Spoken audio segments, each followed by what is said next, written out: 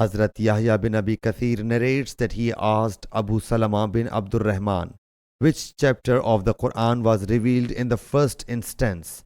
He replied, the chapter, the mantled one.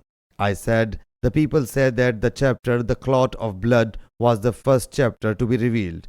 Thereupon Abu Salama said, I asked Hazrat Jabir bin Abdullah about it and said to him what you said to me. Whereupon Hazrat Jabir radiyallahu anhu said, I told you what Allah's Apostle sallallahu alaihi wasallam had told me. He sallallahu alaihi wasallam said, I was secluding myself in the cave Hira when I had completed the session and came down. Someone called me out. I looked to my right but saw nothing, looked to my left but saw nothing, looked frontward but saw nothing, looked behind but saw nothing. So I raised my head and saw something. Then I went to Khadija and asked her to wrap me up and pour cold water on me. He sallallahu alaihi wasallam says, they wrapped me up and poured cold water over me. Thereupon these verses were revealed to me.